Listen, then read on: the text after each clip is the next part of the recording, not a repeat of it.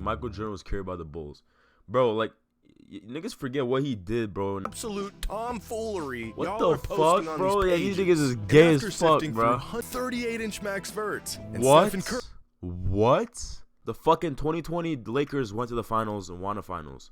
You add Westbrook and what he was supposed to add to the team, it was a super team, bro.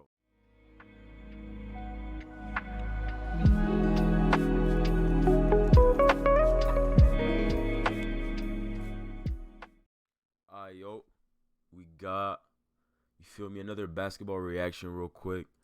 I thought it couldn't get any worse by JxmyHighroller, bro. Let's see what he's talking about. Bro, JxmyHighroller, deadass got the best basketball page on YouTube. I ain't gonna cap. He does, bro. He does, bro. He does.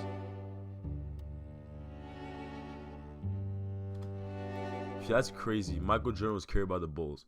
Bro, like, niggas forget what he did, bro, in, that last season with the Bulls, bro. Niggas forget. He literally carried his team, bro. Towards the end, he was carrying, bro.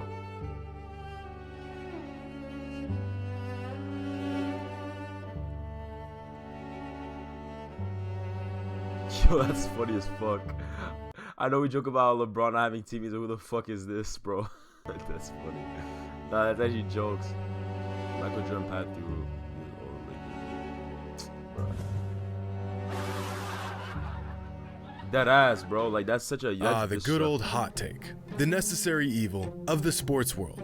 Through the good ones, the bad ones, and the downright atrocious ones. Mike James, Steph Curry, how he played... Oh, yeah, I saw this shit. We once again find ourselves racking our brains, trying to figure out how some people come up with this nonsense. But today, that Patrick Beverly shit was funny. He's like, yeah, they playing with me. Brain racking for you, and found some of the hottest NBA takes on the internet. So, buckle up. This may be a bumpy ride. Bro, these niggas get mad bread off of just hating on other niggas, bro. Today's video is brought to you by these fucking analysts and shit like that. They make money off of just fucking shitting on NBA players, bro. That's crazy. I guess that's their job, bro. They get paid to be haters. With the NBA offseason creeping along, I did my reluctant but mandatory scrub through NBA social media in search for a new batch of hot takes. And to no surprise, what I found was downright appalling. What the fuck, now, bro? I'm no expert or anything, and I've definitely had my fair share of bad takes. But some of y'all should seriously have your... These niggas actually think LeBron could fucking beat... And I definitely had... You never know. If you would have trained from back then or some shit, like... But bro, that's just my fair share of bad takes. Like, nah, but some of y'all should seriously have your accounts deactivated for the absolute tomfoolery. What the fuck, bro? Yeah, these niggas is gay as fuck, bro. Hundreds of takes. Here's some of the best and worst that I came across. This first take is from a fan who says that you need to be athletic to play in the NBA. Facts. And I cannot agree more with this take. Facts. Now, some of you are probably thinking, of course you have to be athletic to be a professional athlete, Einstein. Yeah. But people will often use players like Stephen Curry, Luka Doncic, Duncan Robinson, and Kyle Anderson to prove the point that skill and size alone can earn you a spot in the NBA.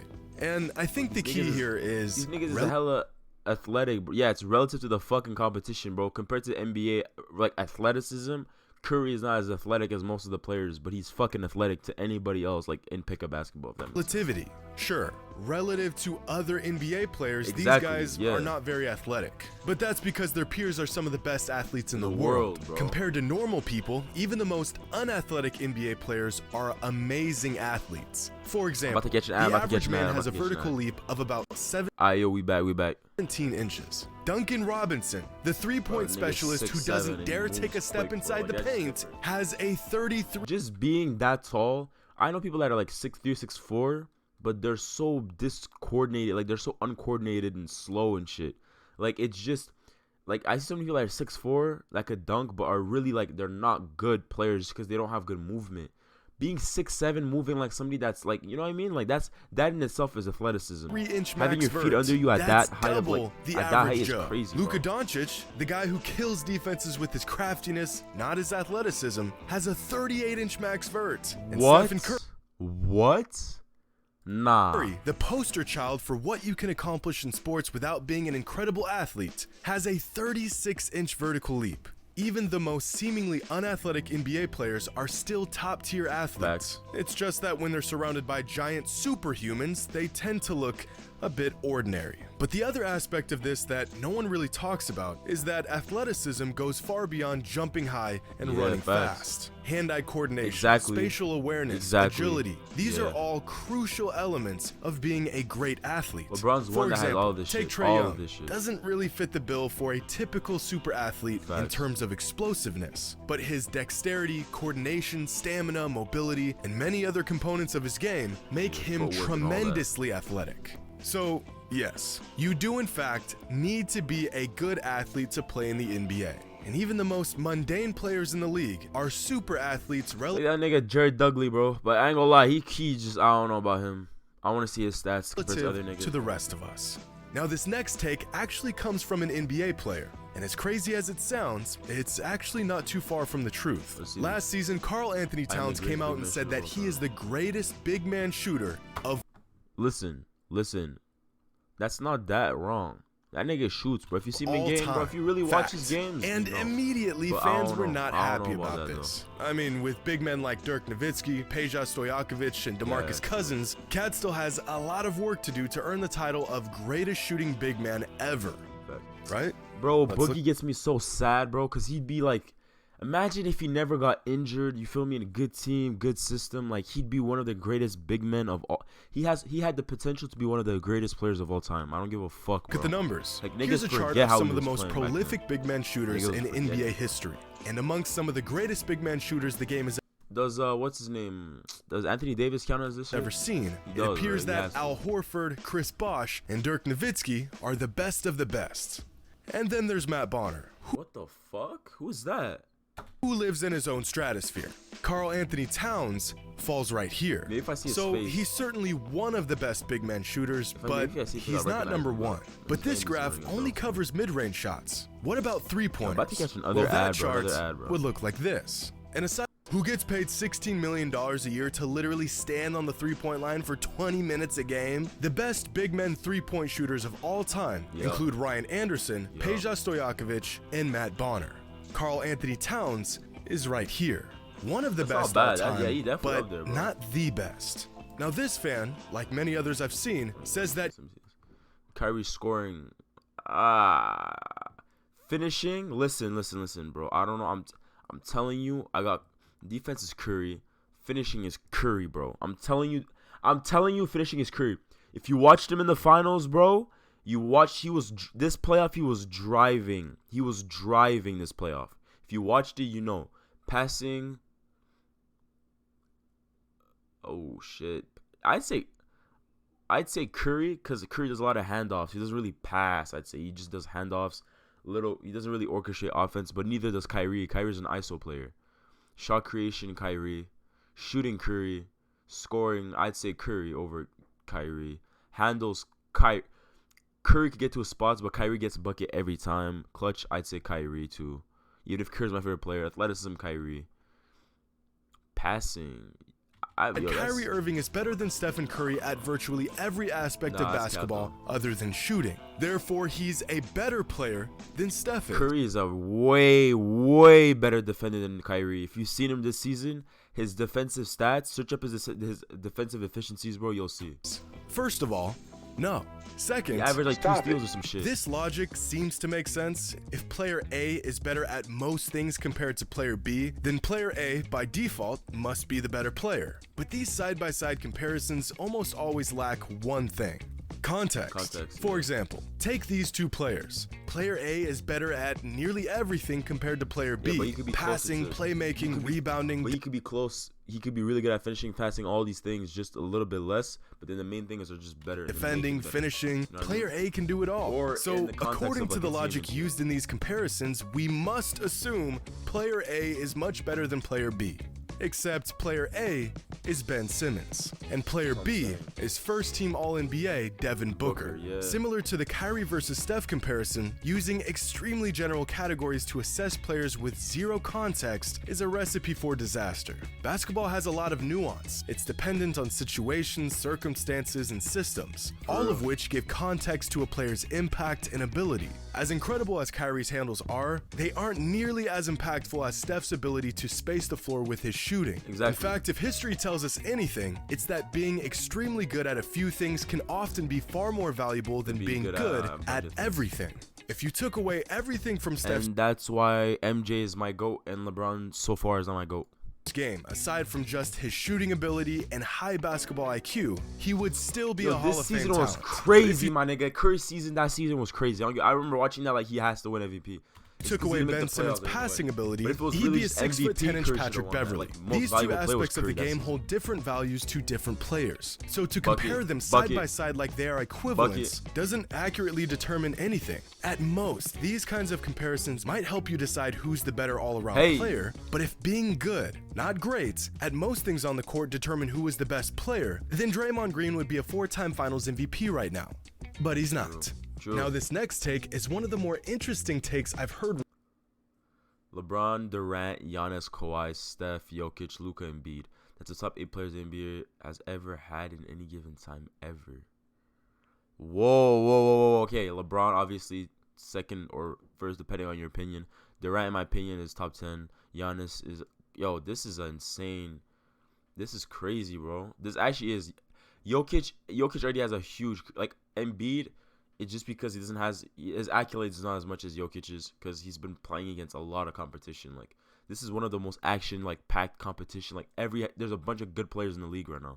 Recently, this NBA fan says that 8 players in the league going into this season are the best top 8 players the league has ever had at any given time, making this era the best era in NBA history. Those top 8 players being LeBron, Durant, Giannis, Kawhi, Steph, Jokic, Luka, and Embiid. And I gotta say, that is one hell of a top 8. Every one of these players, aside from Luka and Embiid, either has an MVP or a Finals MVP. I'd say out of the top 8, you've got roughly 5 top 30 players of all time. Once they retire, bro, Jokic has 2 MVPs, bro. 2 MVPs. Bro, Jokic, in my opinion, right now, this season, Jokic is the best player in the league. I wouldn't admit that because Curry's my favorite player, but I'm starting to realize that just by stats alone. But his game doesn't look flashy. But you see some clips of him. I got either Giannis or Jokic is best player in the league, but I give the little edge to Jokic, bro. Without a doubt, this is one of the most talented and accomplished group of players in NBA history. But is it really the best? Well, there's definitely been worse years in the NBA, like throughout the 70s and early 2010s, where maybe 3 or 4 players were head and shoulders above everyone else. But there's also been years where the league has featured a large group of some of the greatest players all in one season. Like in 1996, when the top 8 players in the league consisted of Michael Jordan, David Robinson, Patrick Ewing, Charles Barkley, Gary Payton, Hakeem Olajuwon, John Stockton, and Karl Malone. This is a stacked group of 8. That's crazy. That's actually fucking fire, bro. And one of the most exciting eras in NBA basketball. But I think we can do better. What about the 2003 NBA season? Oh, when the top 8 players in the league that was were Shaq, crazy. Kobe, Duncan, Garnett, McGrady, Dirk, Iverson, and Jason Kidd. This group contains 3 top 10 players in league history and 2 more players who are generally considered top 20 all time. But I still think there's one NBA season that tops this one in terms of all-time talent. Back in 1988, the league was shifting from one era to the next, and within these 2 clashing generations of basketball, fans witnessed what I believe to be the most loaded group of players the league has ever seen.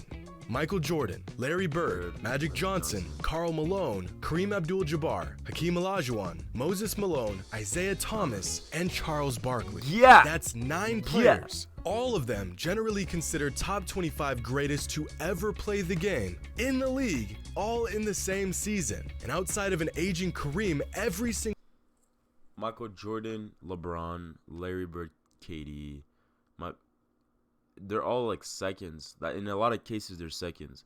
Michael Jordan is first to LeBron in my opinion. Larry Bird is first to KD in my opinion. Magic Johnson is.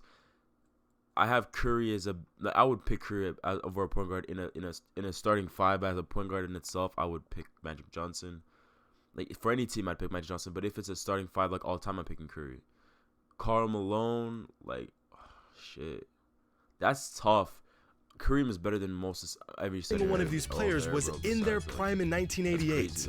That's 5 consensus top 10 players of all time playing in the same season. Hakeem Olajuwon is still so underrated, bro. That nigga is I honestly think It's not even close. But only for the simple fact that the 2022 group has a handful of young players who still have a lot of time left to add to their resume. And I do think that this 2022 group does have the potential to be the greatest collection of players in one season.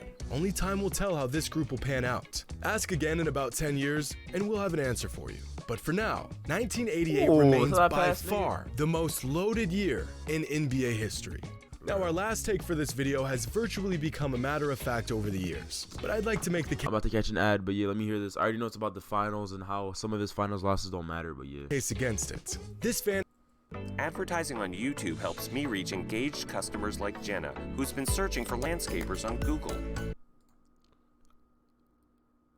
We're back. Ask the question, when it's all said and done, which LeBron-led super team will be viewed as his best? Which means by default, he believes LeBron has been on multiple super teams. And as popular as this take is, yes, I would agree.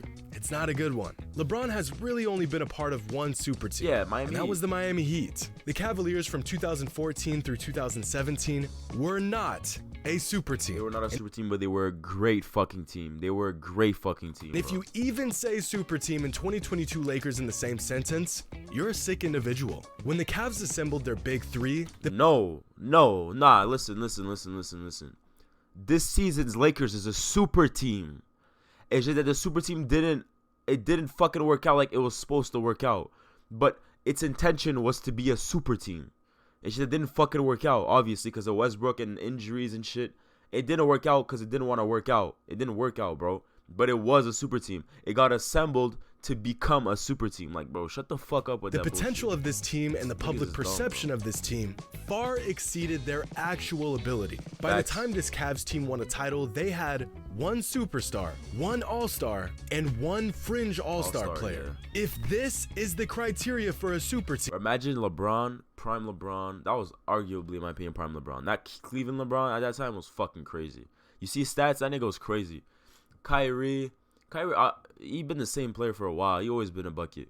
Kevin Love in his prime, bro. Like, bro, that should have been OD. Then that would mean that the 2021 Jazz were a super team. The 2021 Nets were a super team. The 2021 Bucks were a super team. That's hella disrespectful. Kyrie and James Harden are both superstars, bro. I'm sorry. A super team. The 2021 Nets were a super team. The 2021 Bucks. All-star, fringe all-star. Yeah. Bucks were a super team. So were the Oh yeah, but that doesn't make sense though. Yeah, cause that's implying that doesn't make sense. In the Warriors case, that doesn't make sense. My bad, that doesn't make sense. Cause he was an all-star this season. If he wasn't, Andrew Wiggins wasn't an all-star last season. If I remember correctly, he was not an all-star last season. Draymond, was he? Well, Draymond obviously, yeah, he's been an all-star already. But that's what I'm saying. That's not, you can't even use that as an argument. 2022 Warriors, the 2022 Celtics. Bro, any first-time all-star doesn't count, bro. It doesn't count, bro. Don't even say that. The 2022 Suns, the 2021 all-star, and he didn't play like that last season. All of a sudden, he's playing better. It doesn't mean it was a super, bro. You know what I mean? Like 76ers, and the list keeps going and going and going. In fact, if we just take the box plus minus of the Cavs' big three and compare it to teams over the last few seasons, you can see that they were good, but far from some all-time super team. You'd never look at Embiid, Simmons, and Tobias Harris and call them a super team. You'd never look at Kawhi, Paul George, and Montrezl Harrell and call them a super team. You'd never look at Giannis, Middleton, and Drew Holiday and call them a super team. And yet, the combination of LeBron, Kyrie, and Kevin Love were on this level by the time they won a title together. And if you even consider the 2022 Lakers with LeBron, Westbrook, and AD as a super team, just stop. We know what you're doing. LeBron has played on a handful of good teams throughout. Bro, stats don't tell the whole story, bro. I'm sorry, it doesn't. It doesn't make sense. You can't just describe it by numbers. The fucking 2020 Lakers went to the finals and won the finals. You add Westbrook and what he was supposed to add to the team, it was a super team, bro. Like, don't fuck with the numbers and try to switch it up. His career. Some of them were great, but he's only been a part of one super team. And unfortunately, that's all the racking my brain can handle in one sitting. Make sure to leave your NBA hot takes in the comments below. That was a good video. That was always a good ass video. The hotter, the better. Hope you all enjoyed. And as always, until next time. Facts. That was fire. But the last take, quite screwed in categorization. The Nets were assembled. Definitely considered super team. D-Book also generally considered superstars. Yeah, exactly. That's what I'm saying. The last take is definitely yeah. They were so by default. Workout injuries, blah blah blah. The other story. As you every superstar. Exactly. It was made to be a fucking superstar, but it didn't work. This shit happens. Just like what they tried to do with the Lakers at one point with Kobe and shit. I think what was it again? They tried to make a with Nash. I think Dwight. That shit didn't work. That was supposed to be a super team, but it didn't work. Like there's a lot of cases where it doesn't work. Not all super teams are like work, bro. People think, oh, you have these players, it's gonna be a super team. Nah, bro. Injuries, egos, pride, that shit is a fucking factor. To have a super team that functions in itself is a miracle, and it's rare, bro. It's fucking rare. It's because you have a bunch of good players, you're gonna go to the finals and win. You know what I mean? There's egos that play a part. That's why Westbrook couldn't play the fucking part he was supposed to play because of his ego and his pride, bro. He always has to go out and get his numbers, bro. So.